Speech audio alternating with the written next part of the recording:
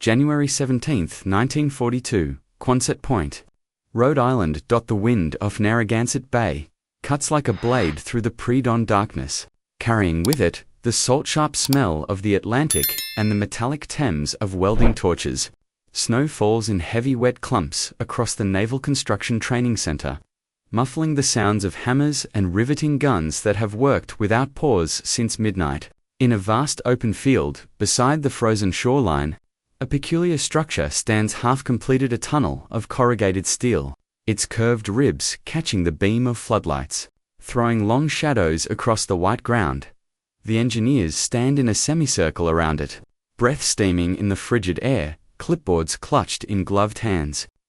They are cold, they are exhausted, and they are running out of time. Somewhere across two oceans, American forces are being pushed back in the Philippines, in Wake Island, in the endless blue of the Pacific, where islands with names most Americans cannot pronounce are becoming graveyards.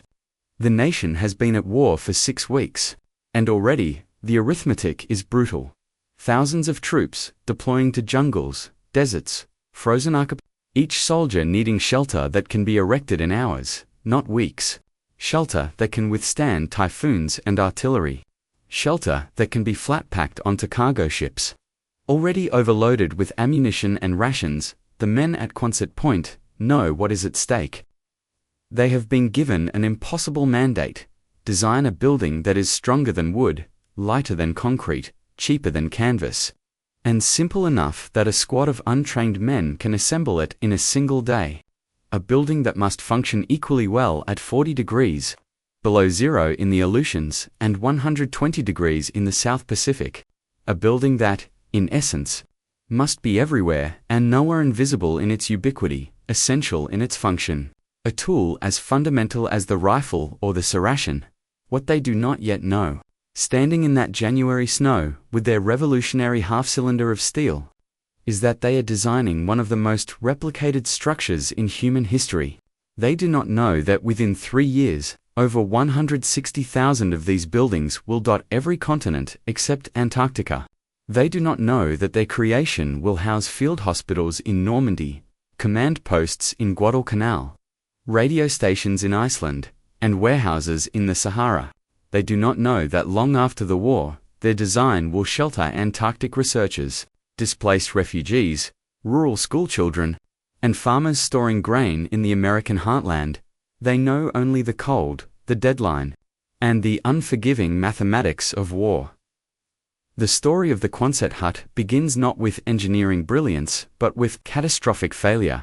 In the summer of 1941, 6 months before Pearl Harbor, the United States was expanding military installations at a pace that outstripped every logistical system designed to support construction. Traditional building methods, timber frames, concrete foundations, skilled carpenters, required months per structure and thousands of Worse, they required materials that were already scarce, lumber from forests being clear-cut faster than they could regenerate, cement that required fuel to manufacture and transport, and craftsmen who were being drafted into combat roles as fast as training camps could absorb them. The British had already confronted this problem. As early as 1916, during the First World War, engineer Peter Neeson had designed a prefabricated shelter made from corrugated iron sheets bolted to a steel frame. The Neeson hut, as it became known, was revolutionary for its time: portable, weather-resistant, and producible in factories far from the front lines. By 1918, over 100,000 Neeson huts had been deployed across the Western Front, providing barracks, storage, and field hospitals in the bombed-out landscapes of France and Belgium. But the Neeson hut had limitations. Its semicircular design, while structurally sound, trapped heat unbearably in warm climates and radiated cold in winter.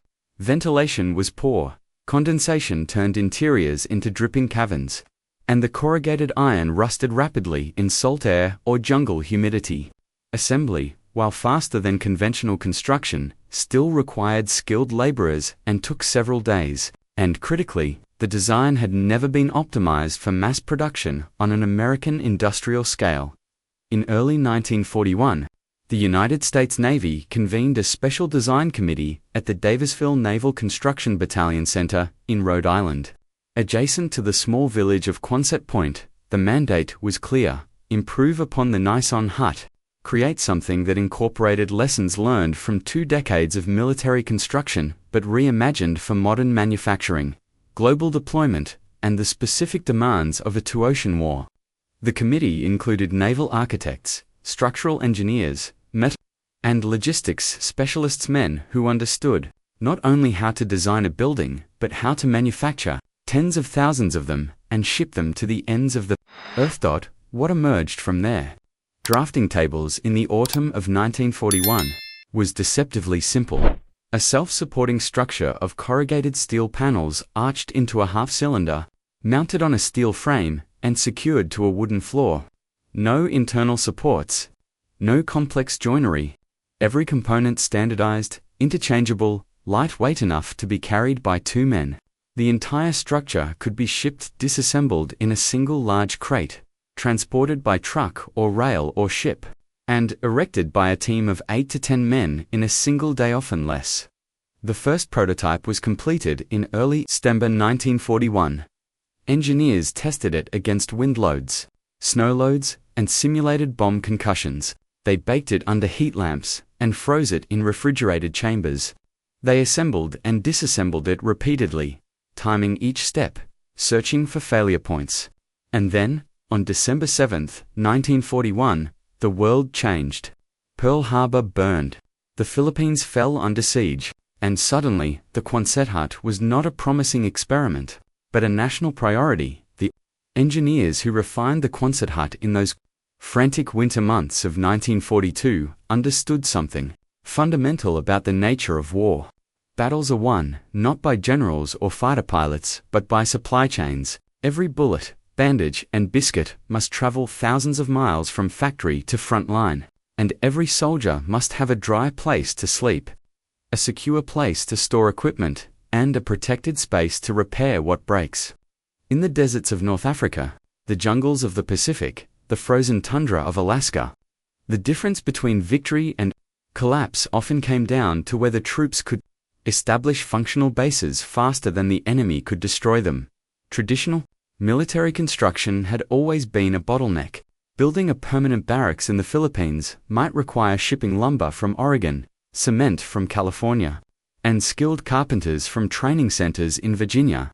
Process that took months and required cargo space better used for ammunition or fuel.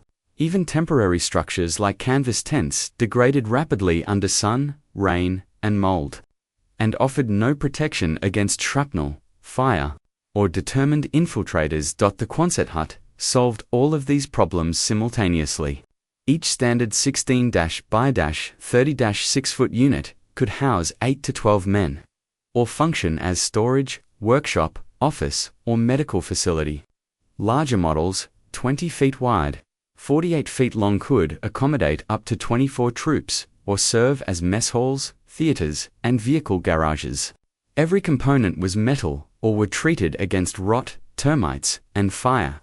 The arched design meant that rain, snow, and debris slid off naturally. The curved shape distributed wind pressure evenly, making the structure extraordinarily resistant to typhoons and hurricanes. And because the steel panels overlapped and bolted together without gaps, the interior remained dry even in tropical downpours that could dump 10 inches of rain in an afternoon. But the true genius of the Quonset hut lay not in what it did, but in how it was made. The engineers at Quonset Point designed the structure around the capabilities of American mass production. Every corrugated steel panel was identical, stamped out by the thousands in factories previously used for automobile bodies and roofing materials. Every bolt was standard hardware, available from any supplier. The wooden floor sections were pre-cut to exact dimensions and treated with preservatives before shipment. Even the instruction manuals were standardized, simple, visual, requiring no advanced carpentry or engineering knowledge. By March 1942, production was accelerating. Factories in Pennsylvania, Ohio, Michigan, and California retooled assembly lines to produce Quonset components. At peak production, American industry manufactured over 400 Quonset huts per day, more than one every 4 minutes. Each hut was crated, labeled, and shipped to depots where they were loaded onto cargo vessels bound for every theater of war. They traveled to England in convoys dodging U. They went to Australia in ships zigzagging across the South Pacific. They arrived in North Africa, India, China, Alaska, Greenland, Iceland, and 1,000 nameless islands that would become stepping stones in the march toward Tokyo and Berlin. And everywhere they arrived, they transformed barren landscapes into functional military bases almost overnight. The German soldiers who first encountered American Quonset huts in North Africa in late 1942 did not immediately understand what they were seeing. The Afrika Korps, hardened by 2 years of desert warfare, was accustomed to the slow pace of Allied base construction. British forces typically established fortified positions using stone, sandbags, and canvas structures that took weeks to build and left obvious scars on the landscape. German reconnaissance expected the same from the Americans. Instead, they observed something bewildering: empty desert on Monday, a sprawling base by Friday. Rows of curved steel structures appeared as if conjured from sand, each one identical, each one operational. Aerial reconnaissance photographs showed them multiplying like cells, first a dozen, then 50, then 200, all sheltering troops, equipment, vehicles, supplies. German intelligence officers, analyzing the photographs in field headquarters outside Tunis, struggled to reconcile what they saw with their understanding of logistics. How could the Americans transport entire buildings across an ocean? Where were the construction crews? Why did Allied forces seem to have unlimited shelter while German troops still huddled in captured buildings and makeshift tents? The answer, which German engineers would eventually piece together from captured equipment and prisoner interrogations, revealed a philosophy of warfare fundamentally alien to their own doctrine. The Wehrmacht had built its strategy around speed and concentration: strike hard, move fast, live off captured supplies. German troops expected hardship. They expected to sleep in trenches, abandoned houses, or under vehicles. Shelter was a luxury, something earned by victory or improvised from rubble. The idea that every American soldier might have access to standardized, prefabricated housing seemed absurd, even decadent. But this was precisely the point.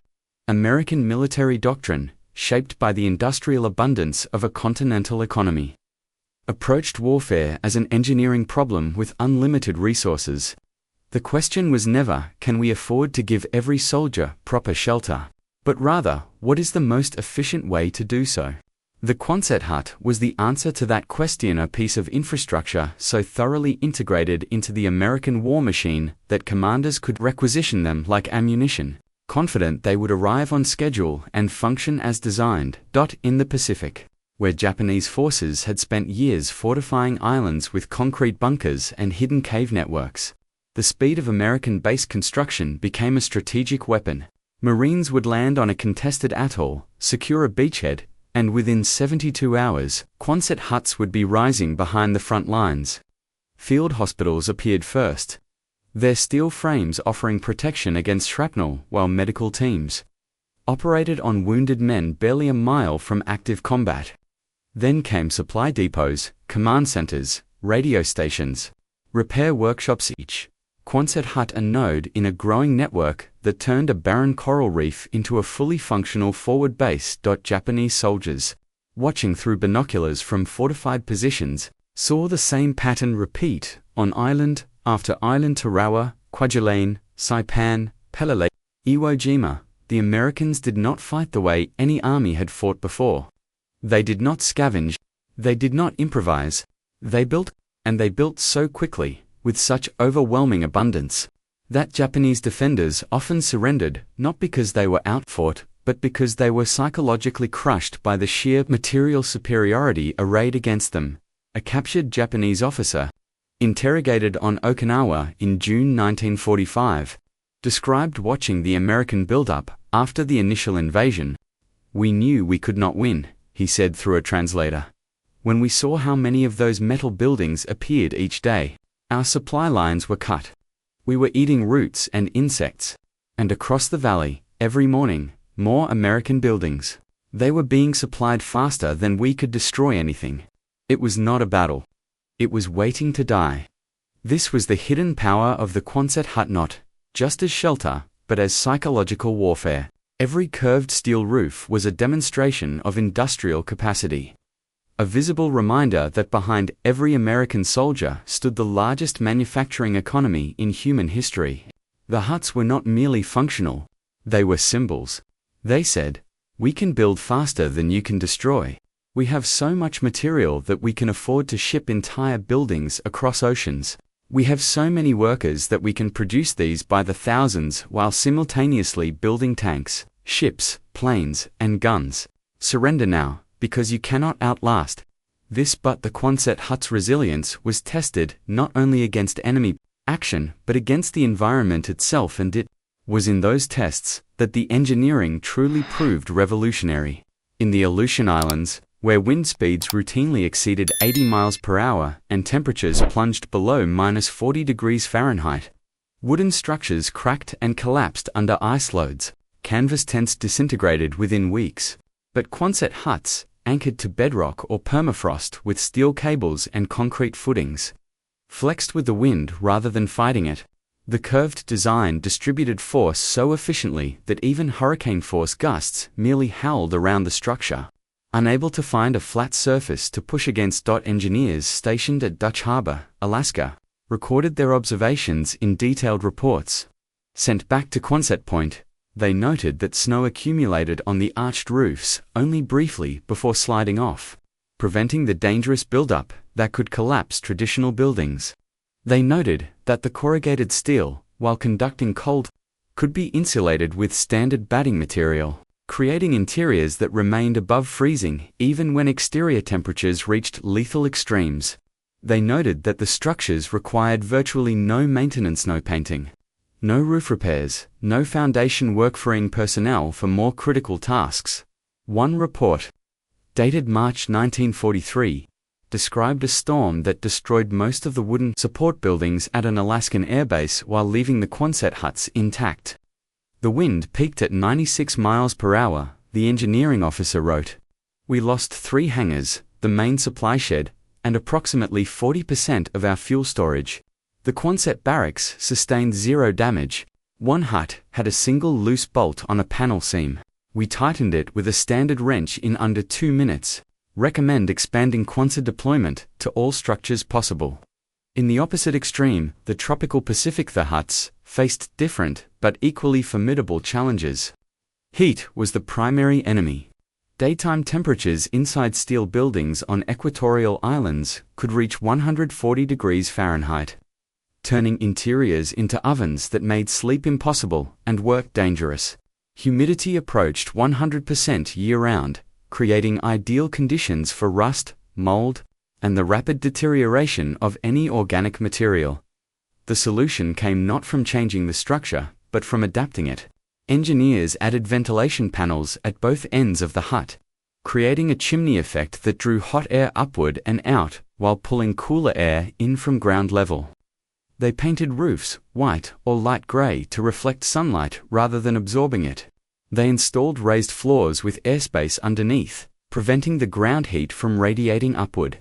And they added insulation that worked in both directions, keeping heat out during the day and retaining warmth on surprisingly cold tropical nights. More importantly, the speed of assembly meant that troops could establish shade and shelter immediately upon landing, rather than enduring days of sun exposure while constructing housing. On Guadalcanal, where Allied forces fought in triple-digit heat and torrential rain, the difference between having a Quonset hut and sleeping under canvas was the difference between remaining combat effective and succumbing to heat exhaustion, malaria, and fungal infections that could disable entire units. A Marine Corps doctor stationed on Guadalcanal wrote in his journal, "The Quonset huts saved as many lives as penicillin. Malaria rates dropped 40% once we moved men from tents into steel buildings with proper floors and screening. Heat casualties declined.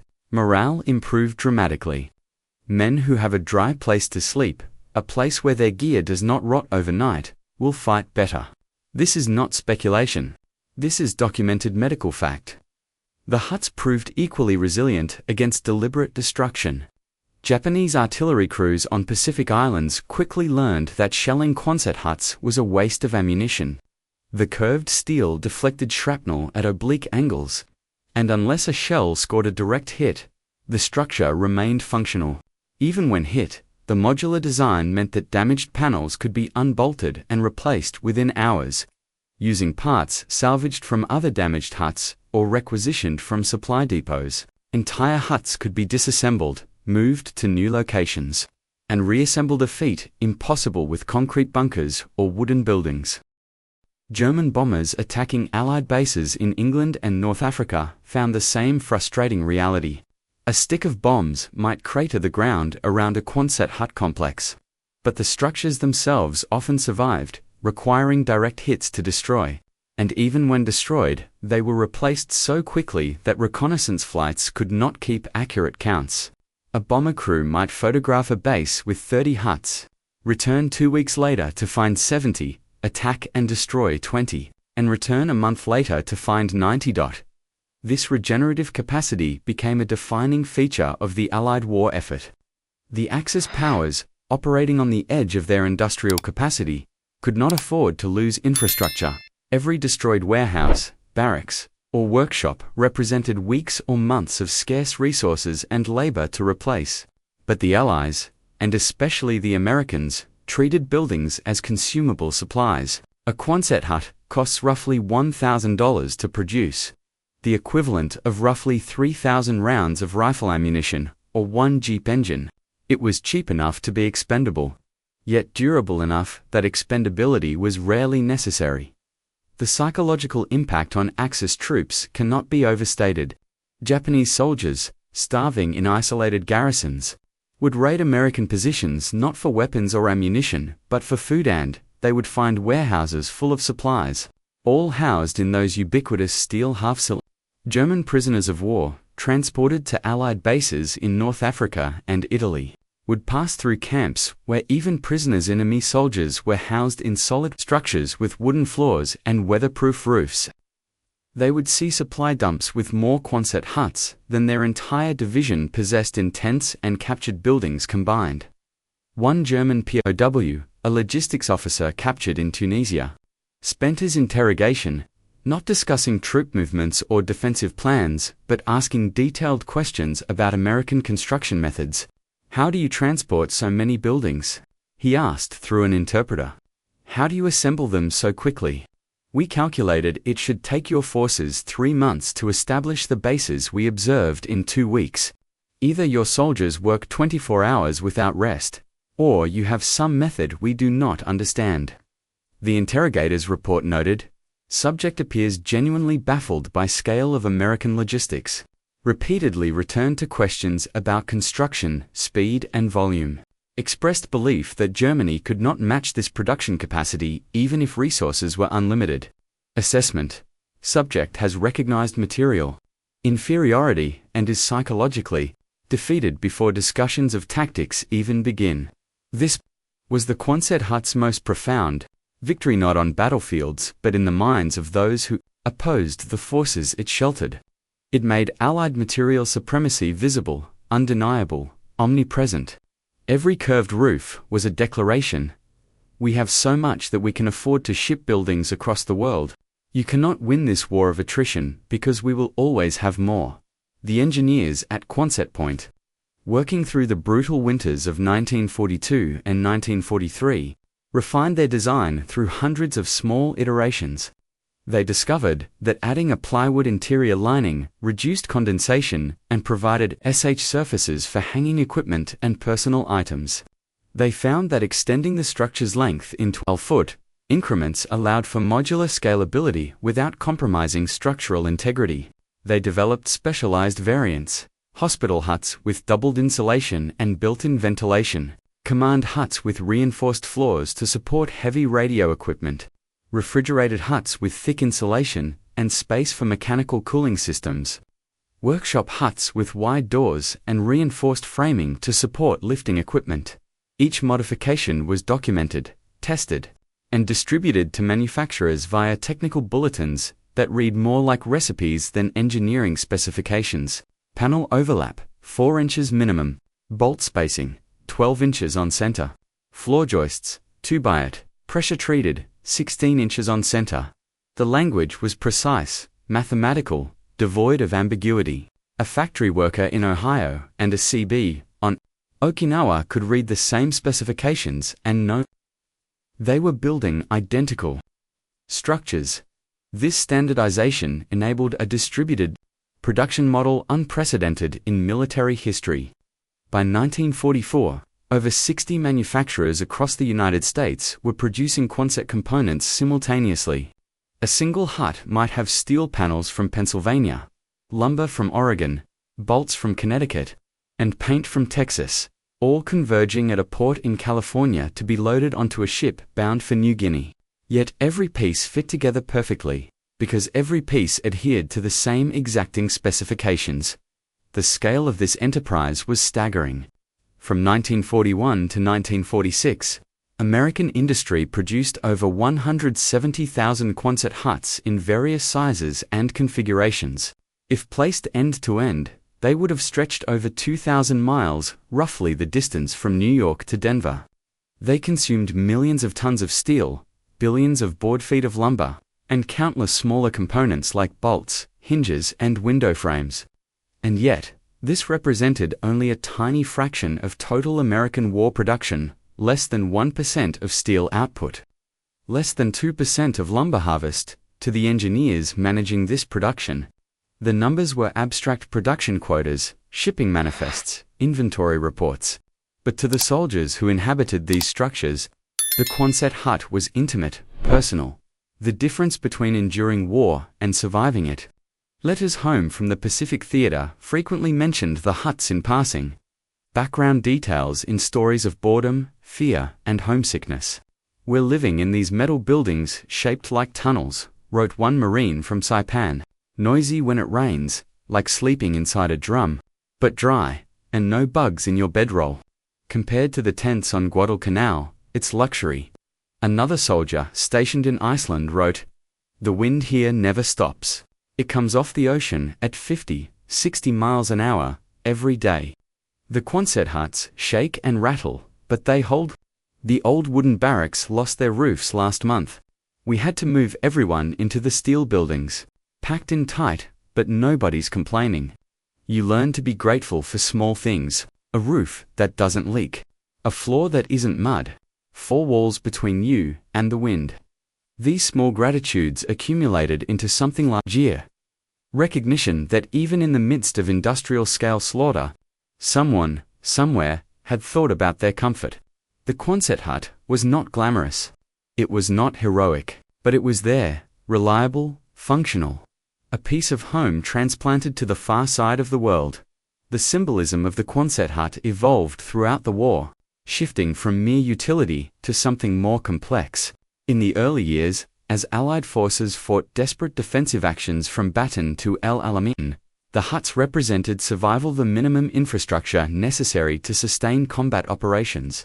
But as the tide turned, as Allied forces transitioned from defense to offense, the huts became symbols of conquest, marking newly captured territory with orderly rows of American efficiency. Photographers and war correspondents, documenting the island-hopping campaign across the Pacific, invariably captured images of Quonset huts in their establishing shots. A photo of Marines raising the flag on Iwo Jima would be followed days later by images of Quonset huts lining the volcanic ash fields. Their curved silhouettes instantly recognizable against black sand and gray sky.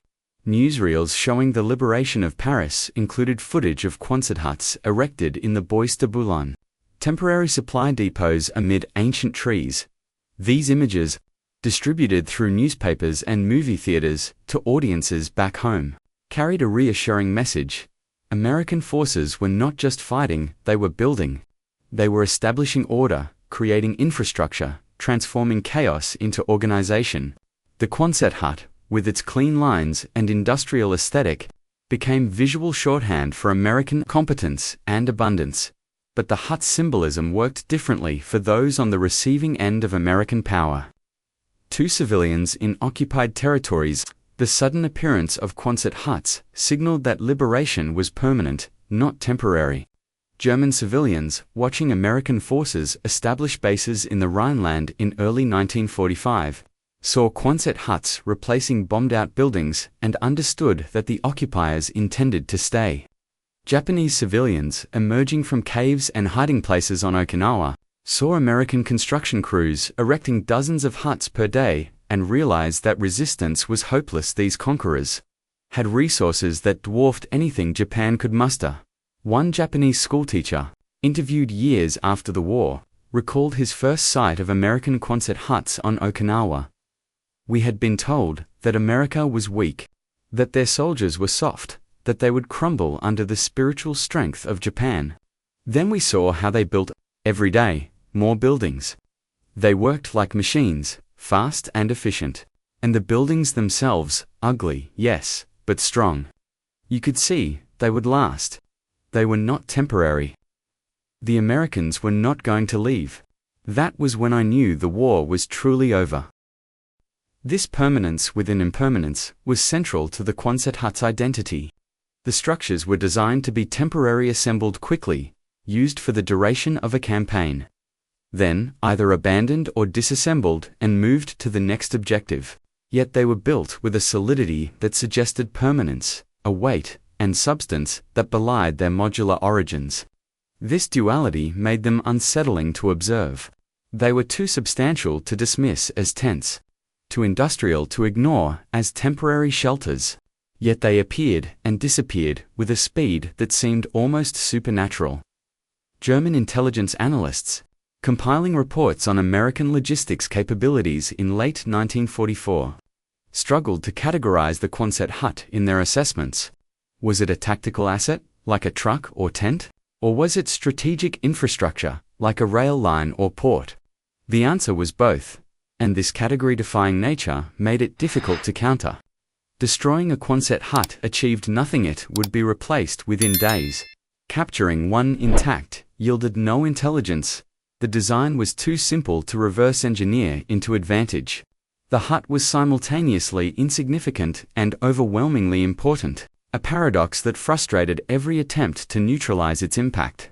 The end of the war did not end the Quonset hut's story. Instead, it transformed it.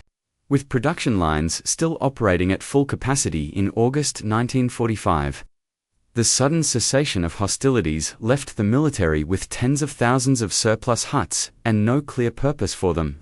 Some were left in place, scattered across islands and continents, where they slowly rusted into the landscape. Others were disassembled and shipped home, where they were sold as war surplus to farmers, businesses, schools, and churches desperate for affordable construction during the post-war housing shortage. This second life revealed the design's unexpected versatility. Quonset huts became rural churches in Iowa, storing grain in Kansas, housing returning veterans in hastily assembled trailer parks, and serving as workshops, warehouses, and community centers in thousands of small towns. The military aesthetic, the bare steel, the functional simplicity was softened with paint, insulation, and creative interior design. Families made homes inside them, installing drywall to cover the curved metal, adding windows to bring in light, planting gardens around foundations that had once supported soldiers sleeping between battles. In the American South, Quonset huts became integrated into the agricultural landscape, their corrosion-resistant steel and vermin-proof construction making them ideal for storing cotton, tobacco, and grain. In Alaska, they housed miners, bush pilots, and the first wave of oil workers who would transform the territory's economy. In the suburbs, ringing major cities, entrepreneurial veterans bought surplus huts for a few $100s and converted them into diners, auto repair shops, and small manufacturing facilities, the curved roofs becoming distinctive landmarks in communities still defining their identities. This civilian proliferation gave the Quonset hut a cultural presence that far outlasted its military service. Children born in the 1950s and 1960s grew up seeing these structures as part of the mundane landscape, the odd building at the edge of town, the storage shed behind the high school, the studio where the local radio station broadcast, They were unremarkable, common, invisible in their ubiquity. Yet each one carried within it the compressed history of global war, industrial mobilization, and the transformation of American power. The hut's influence extended beyond its physical presence. Architects and engineers, studying the structure's efficiency and modularity, incorporated its lessons into post-war design philosophy. The idea that buildings could be prefabricated, standardized, and assembled rapidly influenced everything from suburban housing developments to commercial strip malls. The Quonset hut proved that architecture could be industrial, that buildings could be products, manufactured in factories and distributed like appliances. This insight, for better or worse, reshaped the post-war built environment in the Antarctic, where scientific expeditions required shelter capable of surviving the most extreme conditions on Earth. The Quonset hut found perhaps its most demanding application. Research stations in the 1950s and 1960s used modified Quonset designs, with additional insulation and reinforcement. 2. How scientists studying glaciology, meteorology, and astronomy.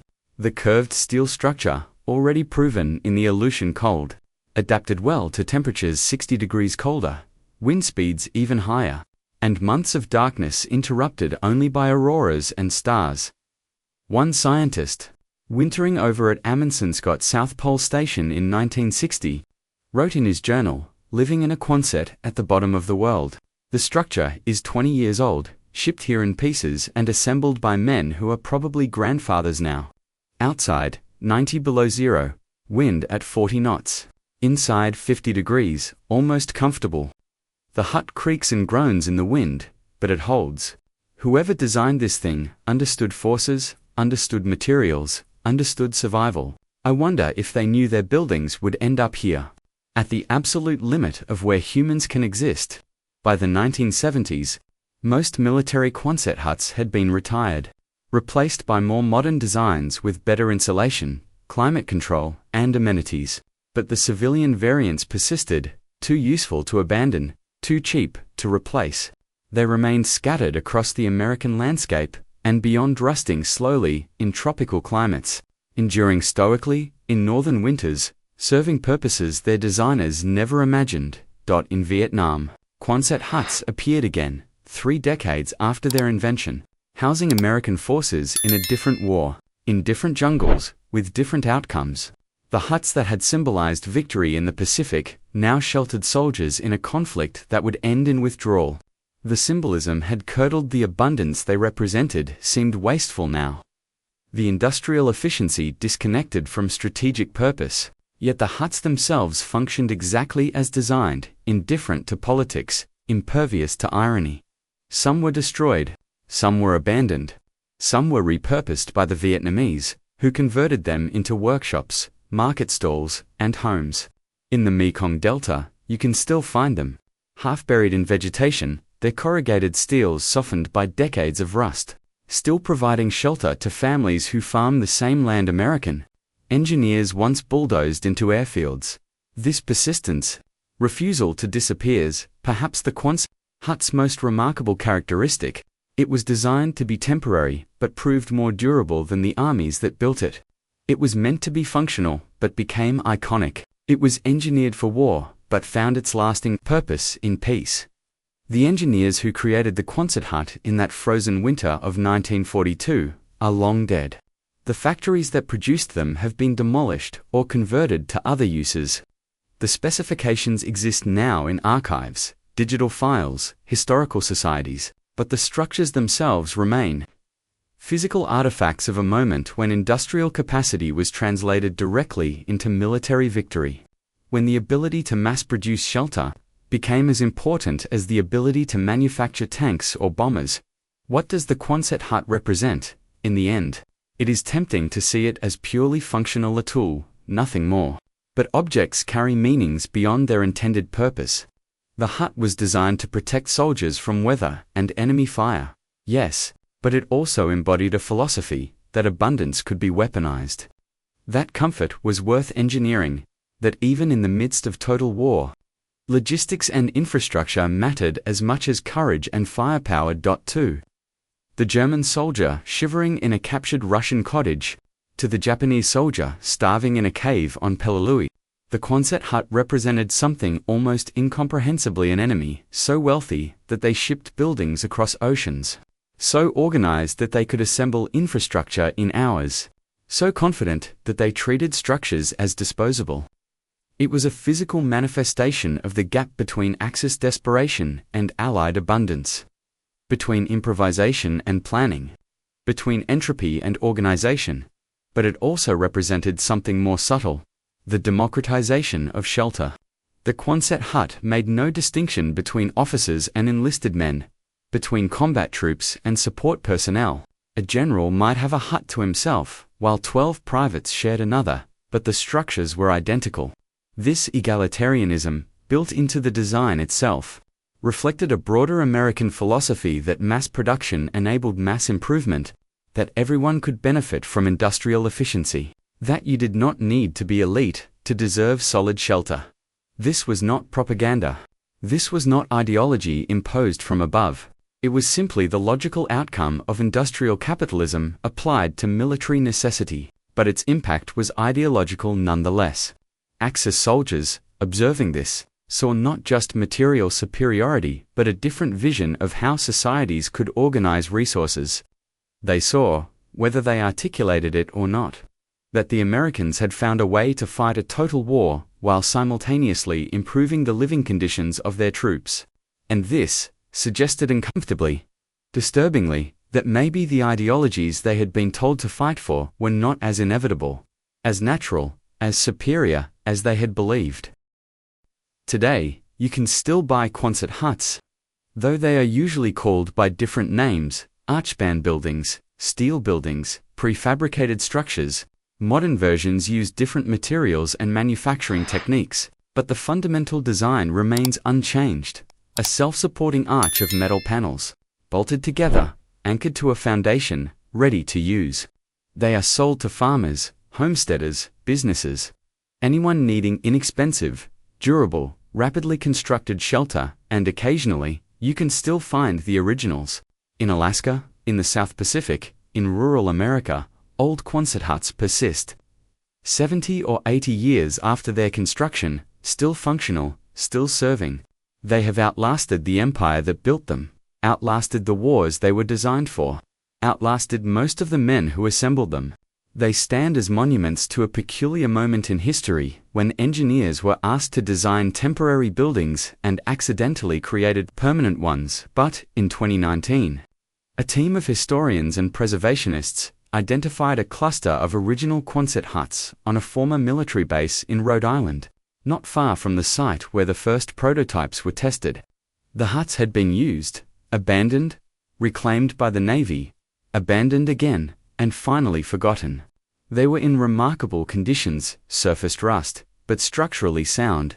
The corrugated steel, the bolts, the wooden floor joists, all original, all functional. After nearly 80 years, the team debated whether to restore them or leave them as found. In the end, they did minimal intervention cleaning, stabilization, documentation. One historian writing about the project noted, "These buildings were designed to last 5 years. They have lasted 16 times that long. They will probably last another 80. We are not preserving them. They are preserving themselves. Our job is simply to recognize what they represent." What they represent is the answer to an impossible question, posed in desperation during the darkest year of a global war. How do you build everywhere, quickly, cheaply, and well?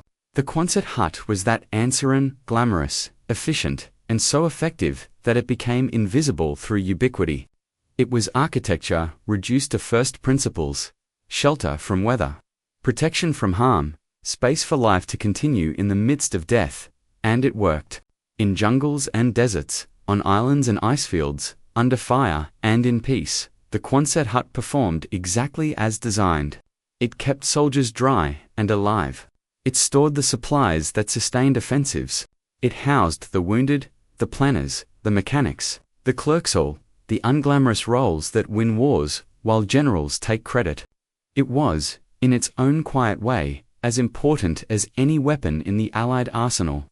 Perhaps more important, because weapons destroy, but the Quonset hut created space, created shelter, created the infrastructure that allowed armies to function and soldiers to endure. It was not dramatic. It did not inspire songs or paintings, but it was there, everywhere, every time it was needed. And in the terrible mathematics of industrial warfare, being there, reliably, repeatedly, was the difference between victory and defeat. The engineers who designed it knew this. Standing in the snow at Quonset Point in January 1942, watching their prototype take shape under the floodlights, they understood that they were solving a logistics problem, not inventing a symbol. They were building a tool, not a monument. But history does not always respect intentions. The Quonset hut became both tool and monument, functional and symbolic, temporary and permanent.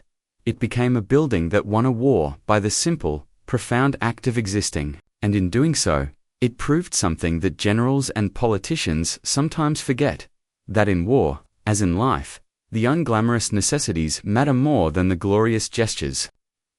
That logistics is destiny.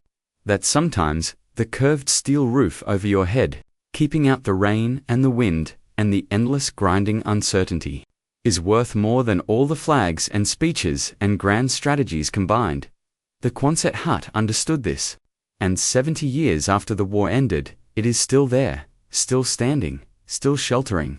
A quiet testament to the engineers who knew that survival, like victory, is built one bolt at a time.